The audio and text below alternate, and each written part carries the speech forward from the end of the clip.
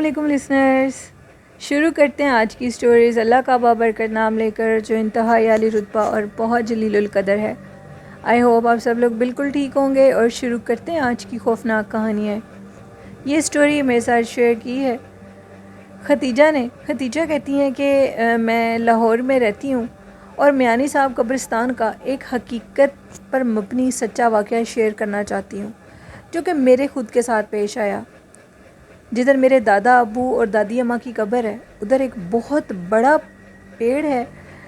وہ میں نہیں جانتی وہ کس چیز کا ہے، کافی بڑا درخت ہے وہ، اور کہا جاتا ہے کہ اس درخت پر 7,000 سال پرانی ایک چڑیل کا بسیرا ہے۔ میں نے یہ بات سن کر ہنسی میں اڑا دی، بالکل اس بات پر یقین نہیں کیا۔ ایک دن میں فرائیڈے کا دن تھا اور اپنے ہسبینڈ کے ساتھ اپنے دادا دادی کی قبر پر گئی اور میرا دل کافی بے چین تھا۔ دادا ابو مجھے خواب میں ملے اور میرا دل تھا کہ میں نے جا کر ان کی قبر کی زیارت کروں۔ تو ٹائم نہ عصر کا تھا اور نہ ہی مغرب کا تھا، ظہر اور عصر کے بعد کا جو ٹائم ہوتا ہے وہ تھا۔ کہتے ہیں کہ ابھی ہم لوگ اندر انٹر ہوئے ہیں، میرے ہسبینڈ پھول خریدنے لگ گئے اور میں تیزی سے قبر کی طرف بڑھنے لگی تو مجھے راستے میں ایک عورت نظر آئی، انتہائی لمبے قد کی، لمبے بالوں والی عورت جس کا چہرہ اتنا بھیانک تھا کہ برداشت سے باہر تھا۔ میری چیخ نکلی اور میں قبر کے اوپر ہی گر گئی۔ اس کے بعد مجھے کچھ یاد نہیں ہے، مجھے کیسے میرے ہسبینڈ نے اٹھایا، وہ کیسے مجھے باہر لے کر آئے اور انہوں نے مجھے وہ گھر تک لے کر گئے۔ مجھے جب ہوش آئی تو اس ٹائم میں اپنے روم کے اندر تھی اور سارے میرے پاس کھڑے مجھ سے پوچھ رہے تھے کہ آخر تمہیں ہوا کیا ہے۔ اب وہ کہتی ہیں کہ میں کافی حیران تھی کہ آخر وہ کیا چیز تھی جو میں نے دیکھی آنکھوں سے، وہ کیا مخلوق تھی۔ وہ بڑی خوفناک مخلوق تھی، وہ جو چیز بھی تھی۔ میں نے اپنے ہسبینڈ کو بتایا کہ میں نے ادھر ہی قریب جو درخت ہے جس کے متعلق یہ مشہور ہے کہ ادھر ایک آفت چڑیل کا بسیرا ہے، وہ بالکل بھی میرے وہم اور خیال میں نہیں تھی۔ میں نے دیکھا کہ ایک قبر کے پاس ایک عورت کھڑی ہے جس نے پیچھے سے پلٹ کے دیکھا، اس کا قد بہت لمبا تھا، اس کے بال بہت لمبے اور بھیانک تھے، اس کے ہاتھ بہت خوفناک تھے۔ میں نے اس عورت کو دیکھ لیا اور ادھر ہی میں گری، اس کے بعد مجھے کچھ یاد نہیں ہے۔ ختیجہ کہتی ہیں کہ اس کے بعد میری زندگی میں عجیب مصیبت کے سلسلے شروع ہو گئے۔ سلسلے اس طرح تھے کہ خوفناک قسم کے خواب آنا۔ خواب میں ایک عورت، جو خوفناک عورت میرے پیچھے لگی ہے، میں بھاگتی ہوئی جا رہی ہوں اور میری آنکھ کھل جاتی ہے، میرے کپڑوں کے اوپر سانپ کا چلنا، مجھے گندے گندے خواب آنا جن میں ایسے ہیں کہ جیسے کیچڑ میں لپٹی ہوئی ہوں، میرے ارد گرد گندے غلیظ قسم کی جانور ہیں جو کہ میں جن کا نام بھی نہیں لے سکتی۔ اب میں اتنا ڈرنے لگی، مجھے ایسے لگتا تھا کہ جیسے کوئی گزر کر میرے قریب سے گیا۔ عجیب سے سائے مجھے گھر کے اندر نظر آنے لگے۔ اس مخلوق کا مجھ پہ بسیرا ہی ہو چکا تھا، کیونکہ بسیرا ہوا تھا جس کی وجہ سے میں گری اور بے ہوش ہو گئی۔ مجھے ایک مولوی صاحب کے پاس لے جایا گیا۔ مولوی صاحب نے کہا کہ آپ کی بیٹی کے اوپر ایک گندی بدرو کا بسیرا ہو چکا ہے اور وہ عورت ہے۔ ہم نے ان کو بتایا کہ وہ اسی قبرستان کے درخت پر رہتی ہے۔ مولوی صاحب جب اس قبرستان کے درخت کے پاس گئے تو ان کو پتہ لگا کہ ادھر تو 7,000 سال پرانی یہ آفت چڑیل رہتی ہے جو کہ کئی دہائیوں سے ادھر رہ رہی ہے اور وہ اس جگہ کو تو بالکل نہیں چھوڑ کر جائے گی۔ اس نے مولوی صاحب سے کہا کہ گزرنے والے اپنا راستہ چینج کر دیں، اس راستے سے جو بھی گزرتا ہے اس کو میں تکلیف دیتی ہوں۔ اب مولوی صاحب یہ کہنے لگے کہ کوئی راستہ کیسے چینج کرے، کسی کو کیا پتا کہ تم ادھر رہتی ہو۔ اس نے کہا کہ میں قبرستان کے کئی لوگوں کو نظر آ چکی ہوں، لیکن جو لوگ ہیں وہ دوبارہ ادھر سے گزرتے ہیں، جس کی وجہ سے میں ان کے اوپر اپنا اثر چھوڑ دیتی ہوں۔ میں مردوں سے زیادہ عورتوں پر اپنا اثر کرتی ہوں کیونکہ وہ مضبوط دل کی نہیں ہوتی۔ گورکر نے یہ بتایا کہ یہ جو بلا جس کا آپ ذکر کریں یہ قبرستان میں رات کے پہر نکلتی ہے اور بالکل حقیقت ہے۔ اس کے پیروں میں بڑی بڑی پازیبیں ہوتی ہیں اور یہ چلتی ہوئی باہر روڈ کی طرف چلی جاتی ہے۔ اس بلا کو کئی دفعہ میں نے بھی اپنی آنکھوں سے محسوس کیا ہے۔ ختیجہ کہتی ہیں کہ جو کچھ بھی تھا مجھے تو وہ چیز برے طریقے سے افیکٹ کر چکی تھی۔ میں اب اس چیز سے کیسے چھٹکارا حاصل کرتی، مجھے کچھ سمجھ نہیں آ رہا تھا۔ ایک دن اس طرح ہوا کہ میں سو رہی تھی، مجھے محسوس ہوا کہ میرے پیروں کے پاس کوئی سنیک ہے۔ میری آنکھ کھلی تو واقعی کوئی سانپ تھا جس کو میں نے دیکھا میری چیخ نکلی اور وہ غائب ہو گیا۔ وہ سانپ نہیں، وہ وہی چڑیل آفت تھی جو کہ میرے اوپر مسلط ہوئی ہے۔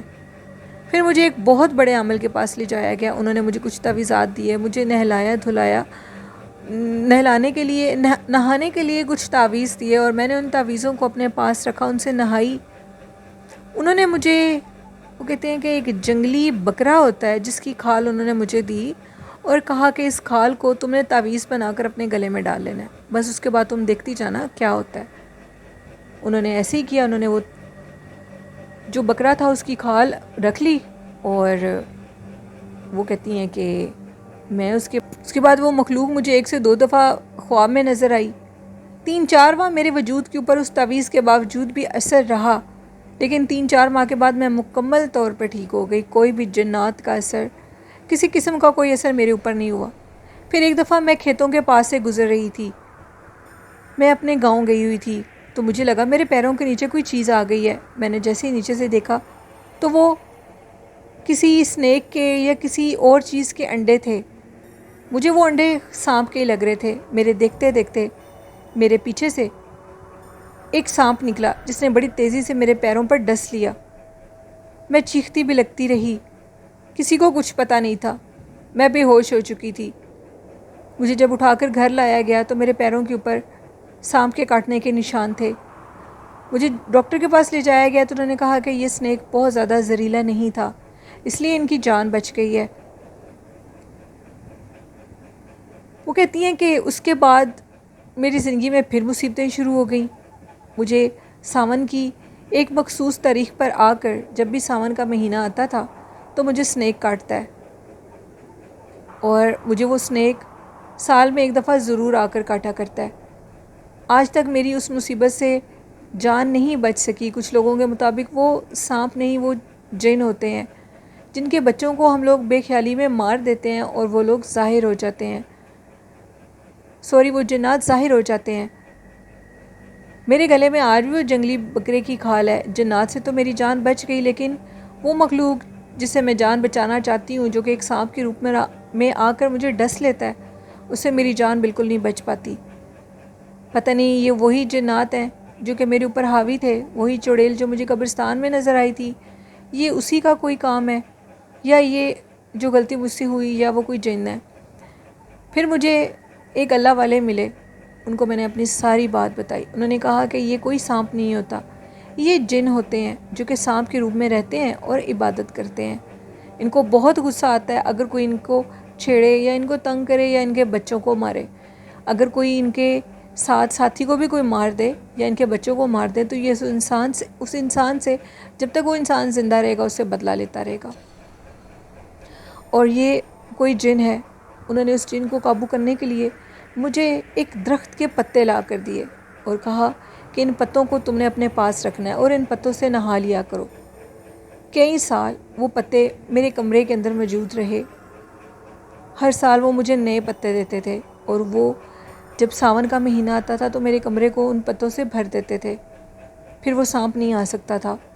پتہ لگا کہ وہ ایک جن ہے، اور وہ ہم کلام ہو گیا ان کے ساتھ، اور اس نے کہا کہ اس نے میرے بچوں کو مارا ہے، جس کی وجہ سے میں اسے بدلہ لے رہا ہوں۔ میرے اوپر مصیبتوں کے پہاڑ ٹوٹتے جا رہے تھے۔ اب میری جو ہمت تھی وہ ختم ہو چکی تھی۔ پھر اس کے بعد کئی سال وہ پتے بچھائے گئے میرے ارد گرد۔ جیسے ہی ان پتوں کو بچھانا چھوڑ دیا تو ساون کے مہینے میں آ کر پھر وہ سانپ مجھے کاٹ لیتا تھا۔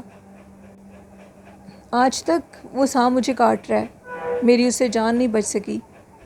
وہ کیا مخلوق ہے، وہ کہاں سے آتی ہے، چاہے میں جتنی بھی جگہ بدل لوں، چاہے میں جتنی بھی پکی جگہ پر بیٹھ جاؤں، چاہے وہ جگہ مٹی کی ہے یا نہیں، اللہ ہی جانے وہ کہاں سے آتا ہے اور مجھے کاٹ کر چلا جاتا ہے۔ یہ ایک سٹوری تھی ختیجہ کی، ایک بہت دکھ سے بھری اور کچھ خوفناک اور کچھ دکھ سے بھری یہ کہانی تھی جو انہوں نے شیئر کی، اور وہ یہ کہتی ہیں کہ جو لوگ کہتے ہیں کہ جھوٹ ہے، اسنیک بالکل نہیں کاٹتا، تو یہ بالکل سچ ہے، اسنیک کاٹتا ہے۔ کبھی اسنیک کو دیکھ کر، اور خاص کر ساون اور بھادو کے موسم میں، بالکل اسنیکس کو مت ماریں، تب یہ کپل کی صورت میں باہر ہوتے ہیں، اور اگر ایک آدھا مر جائے غلطی سے یا جان کر تو وہ اپنا بدلہ لینے کے لیے ضرور آتے ہیں۔ یہ ایک بہت شکریہ ختیجہ اپنی سٹوری شیئر کرنے کے لیے۔ لسنرز پلیز اپنا بہت خیال رکھا کریں آپ سب لوگ، اور ایسی جگہوں پر جانے سے بالکل اوائڈ کریں۔ اور کیسی لگی آج کی خوفناک کہانی، اپنا فیڈ بیک ضرور دیجیے گا. آپ بھی اپنی خوفناک کہانیاں شیئر کر سکتے ہیں کومنٹ باکس میں اور ڈسکرپشن باکس میں میرے فیس بک آئی ڈی اور ای میل آئی ڈی پر. اور آخر میں کہنا چاہوں گی، اپنے والدین کی خدمت اور پیار کریں ان سے، اور اللہ اور اللہ کے رسول صلی اللہ علیہ وسلم کی عبادت اور اطاعت کریں. قرآن پاک، نماز اور درود شریف کو اپنی زندگی کا حصہ بنا لیں تو کامیابیاں ہمارے قدم چومیں گی. آئی ہوپ اس پر آپ عمل کریں گے. اور اپنی ہوسٹ نیلم یاسین کو اجازت دیجیے. دعاؤں میں یاد رکھیے گا. اللہ حافظ.